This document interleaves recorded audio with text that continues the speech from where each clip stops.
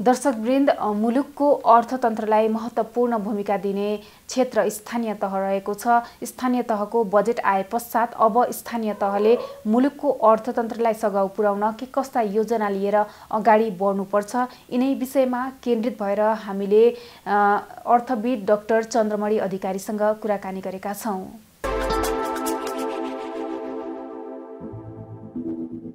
स्थानीय तहको बजेट आएको छ, अब यसको कार्यान्वयनलाई चाहिँ कसरी लैजानुपर्छ के भन्नुहुन्छ यहाँले? स्थानीय तहको बजेट अब सबै स्थानीय तहले संविधानले दिएको जिम्मेवारी अनुसार अधिकांशले बजेट आयो भनेर खबर थाहा पाइयो।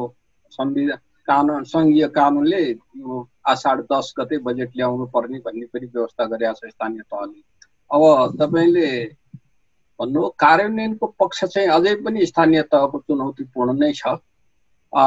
दुई तीनवटा ढङ्गले तपाईले अहिले स्थानीय तहकोलाई हेर्दाखेरि यो महानगरहरू 6वटा महानगरहरूले गरेको खर्चलाई हेर्दा अब सबैको विश्लेषण त गर्न सकिन्न, तर 753 वटाको विश्लेषण गर्ने हुँदैन, तर प्रतिनिधिको हिसाबले हेर्दाखेरि खर्च अत्यन्त न्यून छ अहिले पनि। र प्राथमिकताको सन्दर्भमा सरसर्ती हेर्दा प्राथमिकता सबै जसोले केन्द्रीय प्राथमिकतालाई नै राखेका छन्, तर त्यो बजेट कार्यान्वयन गर्ने सिलसिलामा धेरैले स्रोतको हिसाब गर्दा आन्तरिक स्रोत चाहिँ काठमाडौँ महानगरपालिकाको 40% भन्ने छ, तर अरू अन्यको चाहिँ नि आन्तरिक स्रोत अत्यन्त न्यून देखिन्छ। त्यसकारणले गर्दा एउटा त स्रोतको समस्या हुन सक्छ, अर्को जनशक्तिको समस्या, अर्को चाहिँ यो योजनाहरू चाहिँ नि समावेश गर्दा केन्द्रदेखि तलसम्म नै एउटै चाहिँ नि रोग के छ भने त्यो तयारी नभएका योजनाहरू, प्राविधिक दृष्टिकोणले सम्भाव्यता अध्ययन नभएका परियोजनाहरू राख्ने र स्थानीय तहमा त धेरै जसो सडक पूर्वाधारलाई नै बढी जोड दिइएको, तर ती सडक पूर्वाधारहरू कहाँनेरि निर्माण गर्ने, कसरी निर्माण गर्ने, त्यसको चाहिँ आर्थिक र सामाजिक महत्त्व के छ, त्यसको प्राविधिक पक्ष के हो भन्ने कुरा बहुत कम ख्याल गर्ने गरिएको हुनाले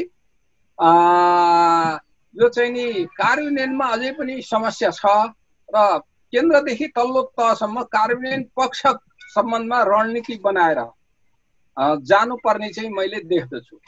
हजुर, अहिलेको परिस्थिति र पुँजीगत बजेट खर्च हुन नसकेको अवस्थामा अहिले जुन किसिमले बजेट आएको छ त्यसको आकारलाई के भन्नुहुन्छ यहाँले? हैन, अब आकार तपाईले केन्द्रको प्रदेशको आकारको समीक्षा चाहिँ नि गर्नकै आधारमा तल्लो तहको गर्ने हो, त्यो सबैको गर्ने कुरा भएन। तर आकार अब महानगरपालिकाहरूको 6वटाको हेर्दाखेरि पनि 3टाले बढाएका, अरूले 2टाले बढाएका, अरूले घटाएको देखिएको छ आकारलाई। तर आकार बढाउने घटाउने भन्ने कुरा केमा आधारित हुन्छ भन्दा एउटा त कार्यक्रमको आवश्यकता र जुन कार्यक्रम लागू गर्ने हो त्यसको तयारी, त्यसको परिपक्वता र स्रोतको उपलब्धता र कार्यान्वयन क्षमता, त्यो प्रशासकीय क्षमता, प्राविधिक क्षमताका कुरा 3टा पक्षलाई हेर्नुपर्ने हुन्छ।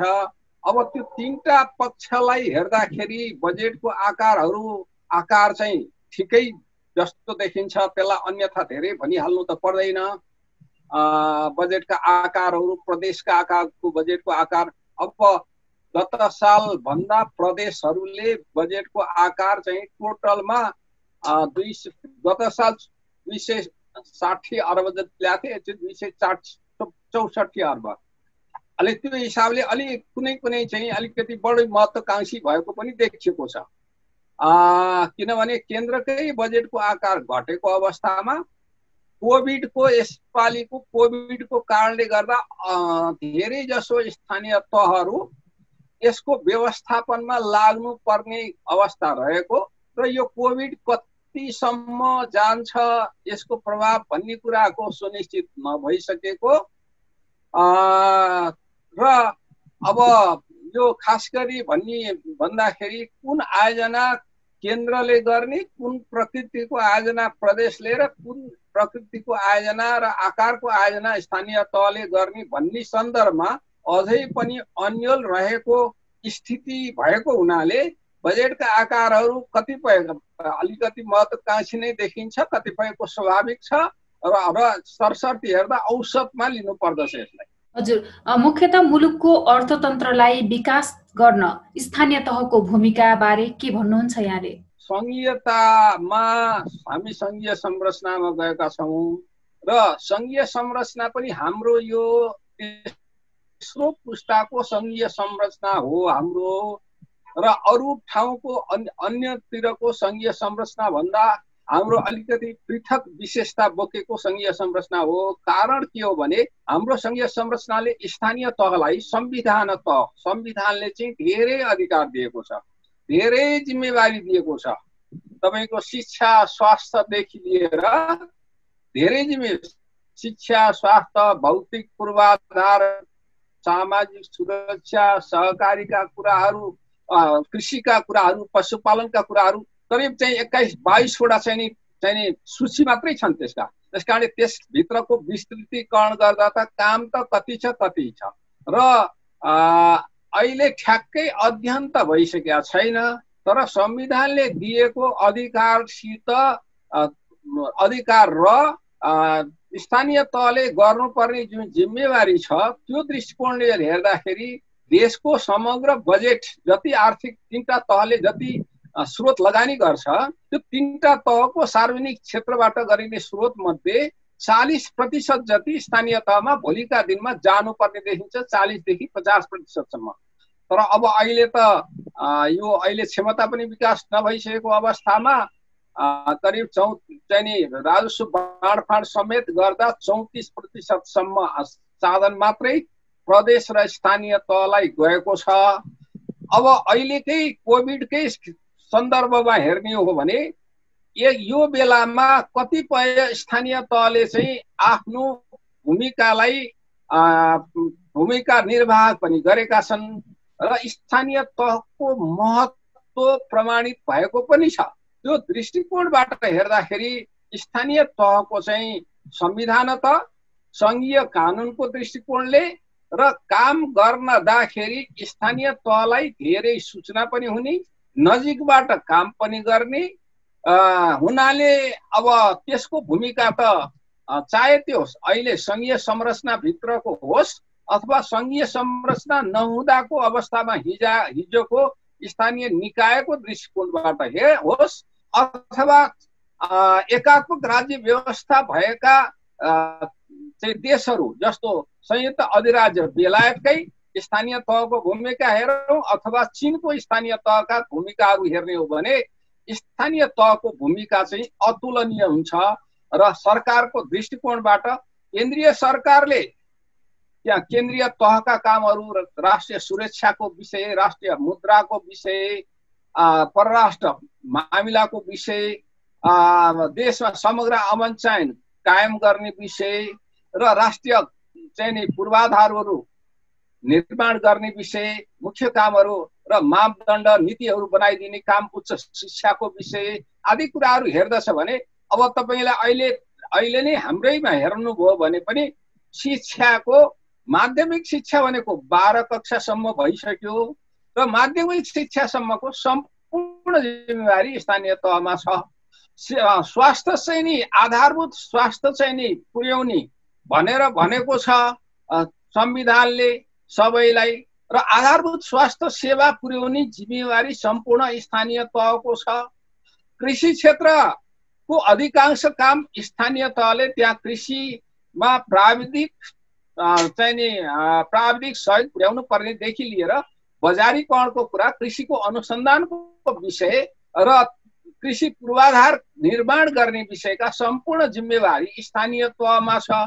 त्यो दृष्टिकोणबाट पनि हेर्दाखेरि के देखिन्छ भने यसमा चाहिँ एउटा ठुलो भूमिका छ स्थानीय तहको।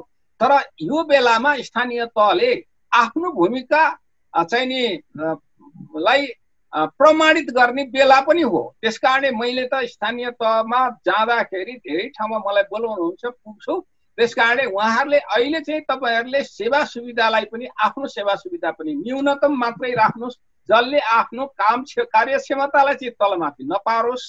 तर जनताले हेर्दाखेरि त्यो अमेल खालको जनताको जीवन स्तरसँग मेल नखाने किसिमको सुविधा नलिनुहोस्। यो बेला तपाईहरूले भाग्यमानी मान्छे पनि हुनुहुन्छ, संघीयता पछिको पहिलो स्थानीय सरकारका पदाधिकारी भएर निर्वाचित भएर आउनु भएको हुनाले तपाईहरू भाग्यमानी पनि हो।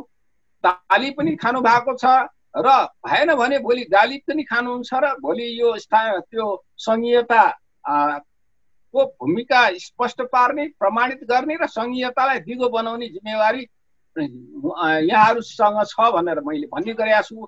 अहिले वास्तवमा त्यस्तै देखिएको पनि छ।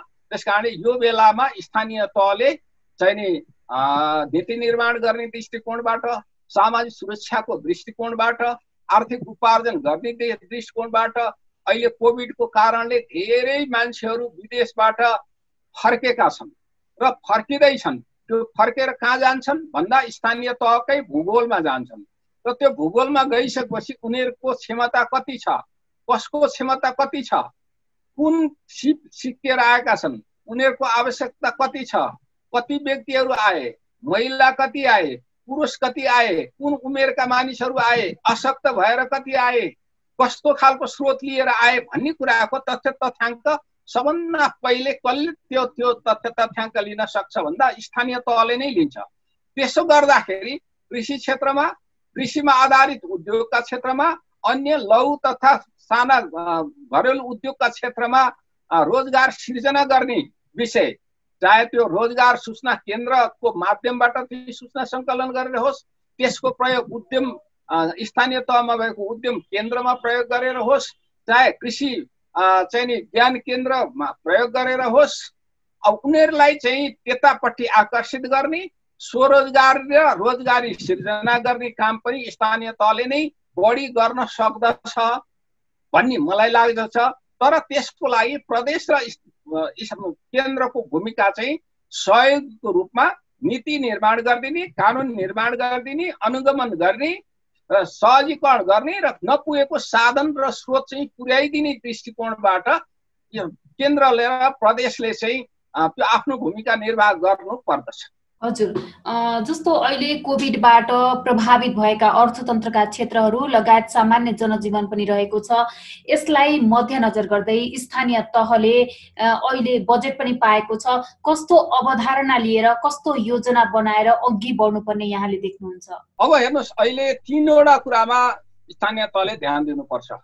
एउटा विषय भनेको चाहिँ यो 6वटा पक्ष पर्छ त्यसमा र तीनवटा गरेर 6वटा पक्ष पर्छ। एउटा चाहिँ स्थानीय तहले काम गर्दा आफू भनेको सार्वजनिक क्षेत्र र निजी क्षेत्र र सहकारी क्षेत्रलाई, यो निजी र सहकारी क्षेत्रलाई एकदम साथमा लिएर काम गर्नुपर्छ। प्रदेश र केन्द्रको चाहिँ सितको समझदारी कायम गरेर, समन्वय गरेर, आफूलाई परेको कुरा स्पष्ट रूपमा राखेर काम गर्नु पर्दछ। यो चाहिँ उनीहरूको बिचको 6वटा चाहिँ नि 3वटा तह र 3वटा साझेदारको बिचको समन्वय आवश्यक छ। र अर्को चाहिँ अब स्थानीय तहले मूलतः सामाजिक सुरक्षा र सामाजिक न्यायको दृष्टिकोणले अब अहिले कोभिडबाट प्रभावित भएका व्यक्तिहरूको जीवन र ज्यान जोगाउने काम एउटा काम त्यो भयो र त्यो सँगै चाहिँ सामाजिक सुरक्षा, वृद्ध भए, अशक्त भए, साबिकको हिसाबले पनि बिरामी भए र उहाँहरूलाई रोजगारी नभएको अवस्थामा पनि जीविकोपार्जनको व्यवस्था गरिदिने संविधानले भनेका ग्यारेन्टी गरेको विषयमा त्यहाँनेरि केन्द्रसित साधन, आफूसँग भएको प्रदेशसँगबाट प्राप्त साधन र केन्द्रबाट साधन लिएर त्यो काम एउटा गर्नुपर्छ। दोस्रो काम चाहिँ उत्पादन र लगानी, उत्पादन र उत्पादकत्व बढाउने काम, जहाँनेरि रोजगारी सिर्जना हुन सक्दछ। दोस्रो काम भने त्यो गर्नुपर्छ। त्यसो गर्दाखेरि लगानी आफूले गर्ने लगानी, निजी क्षेत्रले गर्ने लगानी, सहकारी क्षेत्रबाट हुने लगानी। निजी क्षेत्र भनेको अहिले भइराखेको कृषि क्षेत्रमा लागेका व्यक्ति हुन्, उद्योगको क्षेत्रमा लागेका व्यक्तिहरू हुन्, सेवाको क्षेत्रमा चाहिँ यो सर्भिस सेक्टरमा लागेका व्यक्तिहरू हुन्। उनीहरूको र अहिले बाहिरबाट चाहिँ चाहे नेपालकै अन्य क्षेत्रबाट आफ्नो रोजगारी छोडेर गएका स्थानीय तहमा पुगेका हुन् अथवा विदेशबाट फर्केका व्यक्तिहरू हुन्।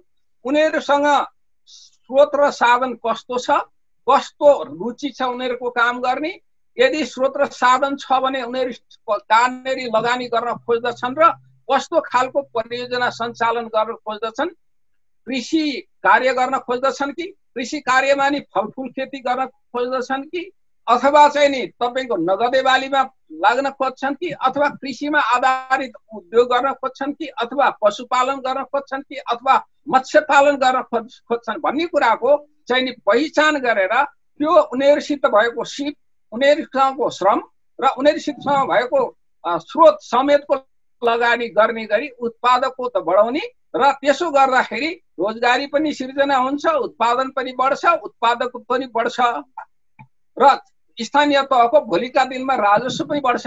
अब त्यसलाई सपोर्ट गर्न के चाहिन्छ भने तपाईको त्यसलाई सहयोग पुर्याउनको लागि स्थानीय पूर्वाधारहरूको निर्माण गर्नुपर्ने हुन्छ।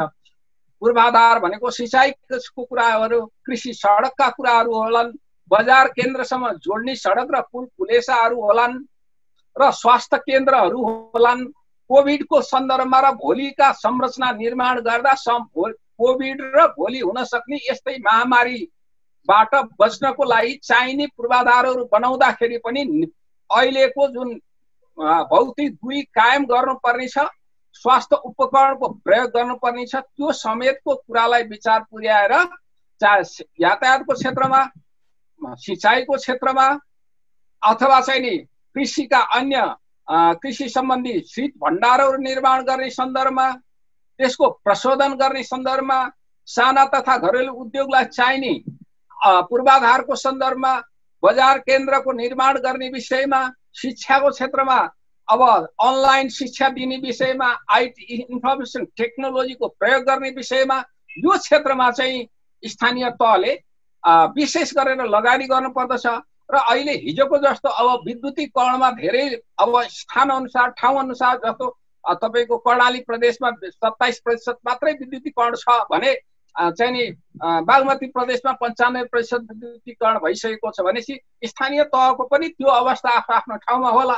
त्यो विद्युतीकरण गरे विषय पनि विद्युतको लाइन मात्रै पुगेर त भएन, त्यसको गुणस्तर कस्तो छ, नियमित आपूर्ति हुन्छ कि हुँदैन, त्यहाँ पोलहरू ढलेका अवस्था छन् कि ती बलिया छन् कि छैनन्, त्यो चाहिँ भोलि दुर्घटना हुने सम्भावना के छ भन्नेदेखि लिएर शिक्षाको क्षेत्रमा आईटीको प्रयोग गर्ने विषय समेतका कुराहरूको सन्दर्भमा उहाँहरूले चाहिँ अलिकति ख्याल बढी गर्नुपर्छ, यसमा प्राथमिकताका साथ काम गर्नुपर्छ र सडकको क्षेत्रमा काम गर्दा सडकमा जथाभावी लगानी गर्नु हुँदैन। सडक सबै ठाउँमा जस्तो पहाडी र उच्च पहाडी क्षेत्रमा सबै ठाउँमा सडक पुर्याउँछु भन्दाखेरि भोलि जोखिम पनि बढ्छ, लागत पनि बढ्छ। एउटा सडक बनायो भोलि मर्मत गर्नुपर्ने हुन्छ, तर त्यो सडकले जोडेका गाउँ बस्तीहरू, उत्पादन केन्द्रहरू चाहिँ उत्पादन गर्ने खेती प्रणालीसित जोडिएका भूमिहरूबाट उत्पादन कति हुन्छ र त्यो सडक मेन्टेन गर्न सकिन्छ कि सकिँदैन भन्ने कुरा पनि हुन सक्छ। त्यस्तो अवस्थामा थोरै मान्छे माथि छन् भनेदेखि त्यो तिनीहरूलाई गाउँलाई चाहिँ नि बसोबासको क्षेत्रलाई एकीकृत गरेर सुविधाजनक क्षेत्रमा सबै सुविधा एकै ठाउँमा पुर्याउन सक्ने क्षेत्रमा बस्तीलाई एकीकृत गर्ने किसिमका योजनाहरू ल्याउनु पर्छ। र सडक पुर्याउनु त्यति प्राविधिक ढङ्गले उपयुक्त छैन भने केबल कारहरू हुन सक्लान्, अथवा घोडेटोबाट चाहिँ पर्यटकीय क्षेत्रको निर्माण गर्न सक्ने हुन सक्ला। त्यसकारणले हिजोको भन्दा काम गराएको तौर तरिकामा सोचाइमा एकदम पृथक ढङ्गले काम गर्नुपर्ने अवस्था छ। त्यो गर्नुभयो भने चाहिँ स्थानीय तह बलियो हुन्छ। स्थानीय तह बलियो भयो भने प्रदेश र केन्द्र पनि बलियो हुन्छ। हजुर, यता हामीले हेर्दा अहिले सञ्चालनमा नआएका उद्योग धन्दा तथा विकास निर्माणको काम ठप्प भएको अवस्थामा कामले कुनै ठाउँमा गति लिन सकेको पनि अवस्था छैन, कच्चा पदार्थ पनि पाइरहेको अवस्था छैन। यसले भोलिको दिनमा कस्तो असर पर्ने देख्नुहुन्छ? यसमा चाहिँ एउटा कुरा के देखिया छ भने लकडाउनकै सन्दर्भमा पनि स्थानीय तह, प्रदेश र केन्द्रको काहीँ कतै कतै समन्वय नभएको अवस्था छ। केन्द्रले एक खालको चाहिँ नि मापदण्ड ल्याइदिन्छ, आज एउटा मापदण्ड ल्याउँछ, 3 दिनमा अर्को परिवर्तन गरिदिन्छ। स्थानीय तहले आफ्नो ढङ्गले हिँड्छ। परियोजना र उद्योगहरू सञ्चालन गर भनेर चाहिँ केन्द्रले भन्छ, तर त्यहाँ श्रमिक पुर्याउने कुरा, कच्चा पदार्थ पुर्याउने कुरा, निर्माण सामग्री पुर्याउने कुरा, ती मजदुरहरूलाई बसोबास गराउने विषय, तिनीहरूको आवत जावतको विषयमा स्थानीय तहमा त्योले फेरि आफ्नै ढङ्गले मापदण्ड बनाएर अनि त्यहाँ चलमल गर्न नदिएको अवस्थाहरू पनि छ। त्यसकारणले यो विषयमा चाहिँ तीनटा तहको बीचमा समन्वय र सहकार्य आवश्यकता छ। र स्थानीय तहले पनि के बुझ्नु पर्यो भने त्यो विकासको जग, उत्पादनको जग, पूर्वाधारको जग चाहिँ स्थानीय तह नै भएको हुनाले लगानी, उत्पादन र निर्माणको विषयलाई चाहिँ उपयुक्त मापदण्ड बनाएर त्यसलाई चलाउने, सञ्चालन गर्नुपर्छ। र त्यसो गर्दाखेरि उद्योगीहरूसित, निर्माण व्यवसायीहरूसित पनि सम्पर्कमा बसेर उहाँहरूलाई भौतिक दूरी काम गर्ने, सुरक्षाका उपायहरू गरेर काम गर्दा सबैको सुरक्षा पनि हुने, जीवन पनि जोगिने, जीव पनि जोगिने, जीवन पनि जोगिने, दैनिकी पनि चल्ने, विकास निर्माणको काम पनि अगाडि जाने विषयहरूमा सोच्नु पर्दछ। उहाँहरूले अहिले एकदम त्यसरी सोच्ने बेला छ। अन्यथा के हुन्छ भने यो आर्थिक क्रियाकलाप भएन भनेदेखि राजस्व उठ्दैन, केन्द्रले राजस्व उठाउन सकेन भने तल दिन सक्दैन। र अहिलेको संरचना अनुसार तल्लो तहले आन्तरिक स्रोत धेरै उठाउन सक्ने अवस्था पनि छैन र अधिकार पनि राजस्व प्रतिको अधिकार, खर्चको अधिकार चाहिँ धेरै दिएको छ। तर जिम्मेवारी, आर्थिक जिम्मेवारी अथवा परियोजना र कार्यक्रम सञ्चालन गर्नुपर्ने मान्छेको जीवनसँग जोडिएका सेवाहरूको विषय चाहिँ धेरै दिएको छ संविधानले। तर आर्थिक स्रोत परिचालन गर्ने 85-86% जिम्मा केन्द्रको हुनाले केन्द्रले पनि आखिरी राजस्व प्राप्त गर्ने त तल्लो तहमा काम भयो भने नै हुने हो। अब यसमा एउटा कुरा के छ भने यो बाहिरबाट आउनेहरूलाई अहिले धेरै मान्छेहरू अन्यलमा छन्। त्यसकारणले गर्दा बाहिरबाट आउनेहरूले अथवा अहिले रोजगारी, आफ्नो नियमित रोजगारी गुमाउनेहरूले अथवा आफ्नो व्यवसायको अहिलेको प्रकृतिको कारणले गर्दा मेरो व्यवसाय अब चल्न सक्दैन भन्ने लाग्नेहरूले पनि अब नयाँ ढङ्गले सोच्नु पर्छ र उहाँहरूले आफ्नो विकल्प लिएर स्थानीय तहसित सम्पर्क राख्ने वातावरण चाहिँ बनाइदिनु पर्छ।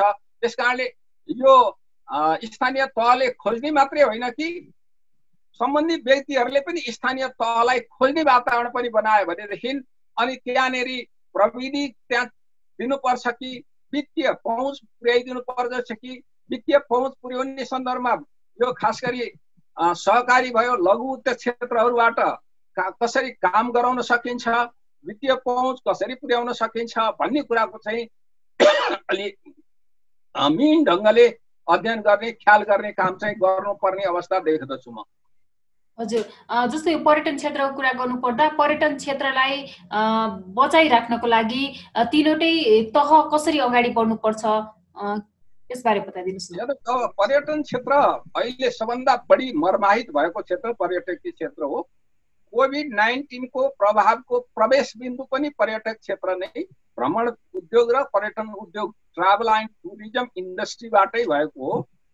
र अहिले कतिपय साना ठुला पूर्वाधारको दृष्टिकोणले ठुला ठुला लगानीहरू पनि, ठुला होटलहरू पनि निर्माण पूर्व तपाईँको चाहिँ नि ताप्लेजुङ, पाथिभरादेखि लिएर इलामदेखि लिएर पश्चिमको कञ्चनपुर, डोटी, साफे वगरसम्म हुम्ला, जुम्लाका, डोल्पाका क्षेत्रहरूमा पनि भइराखेका छन्।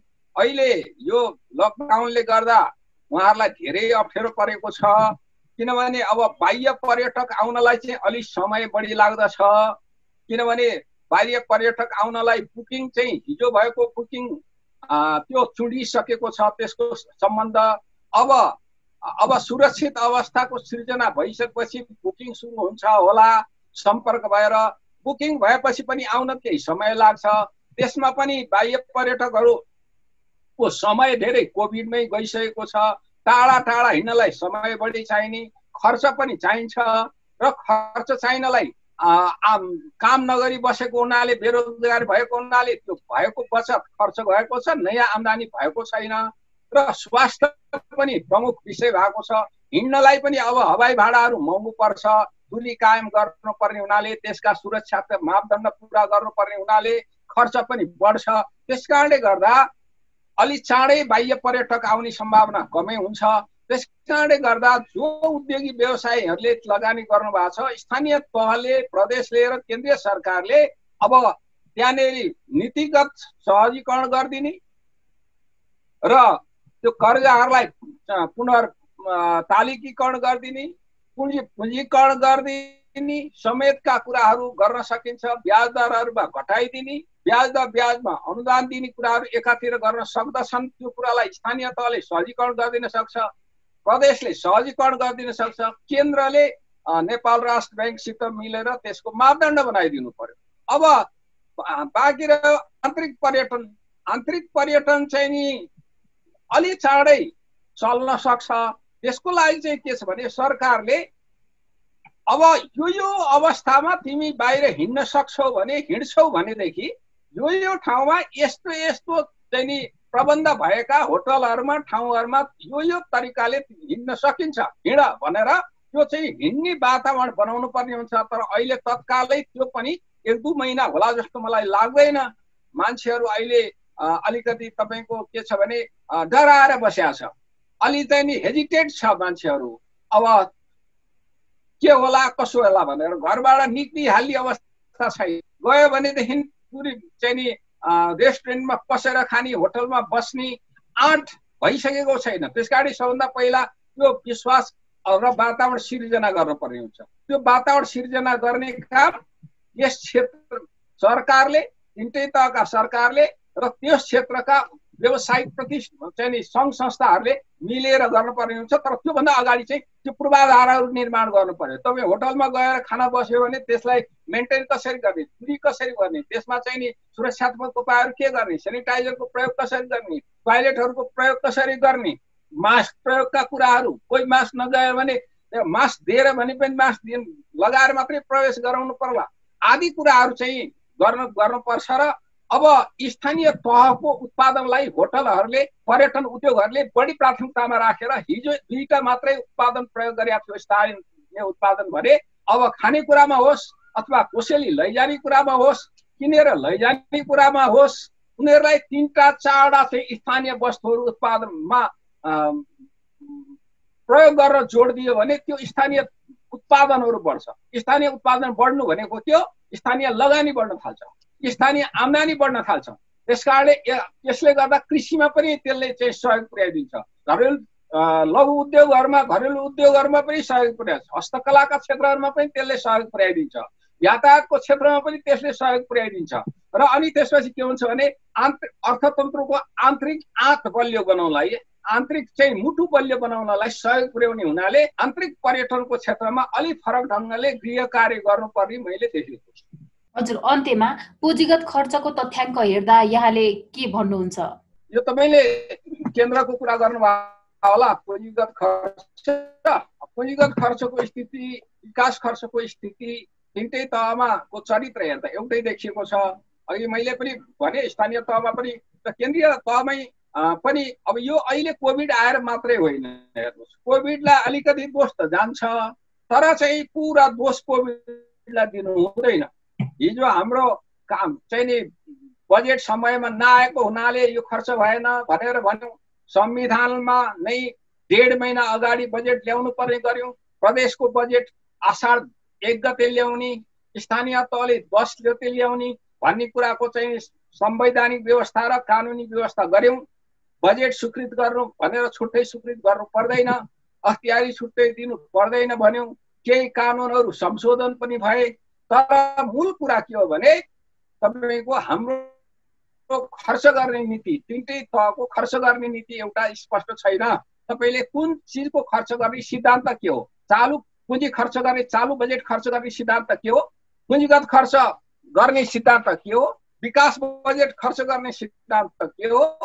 ती बजेटहरूमा आयोजना समावेश गर्दाखेरि आयोजनाको पहिचान गर्ने, आयोजनाको छनौट गर्ने आयोजनालाई तयारी गर्ने चाहिँ नि अवस्था चाहिँ नि नीतिहरू के हुन् भन्ने सन्दर्भमा केही कुराहरू छन्, तर त्यो पर्याप्त छैनन् अहिलेको परिस्थितिमा। अब कार्य चाहिँ नि प्रविधिसित पनि हामीले खरिद प्रक्रियालाई जोड्न सकेका छैनौँ पूरा रूपले, किनभने हिजोकै कानुनहरू छन्, 21 दिन 30 दिन 15 दिन म्याद दिएर बस्छौँ हामी। अब अहिले त प्रविधिले गर्दा सबै डकुमेन्ट तयार भएपछि आधा घन्टामा सबै त्यहाँनेरि फरवार्ड बिडिङ गर्न सकिन्छ भने त्यत्रो समय चाहिँदैन। त्यसकारणले ती कुराहरूमा पनि प्रविधिको प्रयोग पनि उच्च ढङ्गले गर्नु पर्यो र तपाईँको निर्माण व्यवसायहरूको क्षमता वृद्धि गर्नु पर्यो। निर्माण व्यवसायीहरूले पनि आफ्नो इमान्दारिता र कौशलता कुशलता बढाउनु पर्यो, आफ्नो क्षमता बढाउनु पर्यो र तपाईँको आयोजना समावेश गर्दाखेरि तयारी भएका आयोजनाहरू र कार्यक्रमहरू मात्रै समावेश गर्ने, तयारी नभएका आयोजनाहरू समावेश नगर्ने र आयोजनाहरू कुन प्रकृतिका र कुन आकारका कुन बनोटका आयोजनाहरू तीनटा तहका सरकार मध्ये कसले गर्ने र त्यसरी गर्दाखेरि पनि स्थानीय सरकार र निजी क्षेत्रको सहभागिता कसरी हुने, साझेदारी कसरी हुने भन्ने कुरामा स्पष्टताको अभाव छ, अलिकति अन्यल पनि छ। संघीयताको कार्यान्वयन गर्ने कुराले पनि अलिअलि यसलाई बाधा पुर्याइराखेको छ र जिम्मेवारी बोध गर्ने अवस्था छैन र कार्यक्रम आफ्नो ठाउँमा लानलाई तानातान गर्ने, बजेट राख्ने तर त्यसको गुणस्तरीय खर्च गर्नलाई जनप्रतिनिधिहरू पनि लाग्नु पर्ने जति नलाग्दिने कारणले गर्दा पनि अहिलेको स्थिति पनि भएको हो। त्यसकारणले एउटा योजना नीति, अर्को खर्च नीति, अर्को खरिद नीतिमा सुधारको आवश्यकता छ। साथसाथै जिम्मेवारी बोध गर्ने र योजनाहरूको चाहिँ नि कसले कहाँनेरि गर्ने, कुन तहले गर्ने भन्ने कुराको स्पष्ट परिभाषा अब गरिदिनुपर्छ, निर्धारण गरिदिनुपर्छ। आर्थिक कार्यविधि तथा वित्तीय उत्तरदायित्व सम्बन्धी ऐन आएको छ, तर त्यसले तोकिए अनुसार भनेर भन्छ, नियमावली ल्याएर तोकिएको छैन र कर्मचारीहरूको काम कारबाहीलाई उनीहरूको उन्नति प्रगति र व्यक्ति विकासलाई परियोजना अथवा कार्यक्रमको नतिजासँग जोड्नुपर्छ। अहिले त्यसरी जोडिएको पनि छैन र केही कार्य सम्पादन सम्झौताहरू चाहिँ भएका छन् तर ती लागू भएका छैनन्। त्यसकारण यी कार्यहरू गर्न सक्यौँ भने भोलिका दिनमा चाहिँ हामीले यो खर्च गर्ने क्षमता बढ्ला। तर अहिलेलाई तत्कालै बढी किन हाल्दैन भने यो कोभिडले गर्दा पनि अहिले चाहिँ प्रभावित गरेको छ।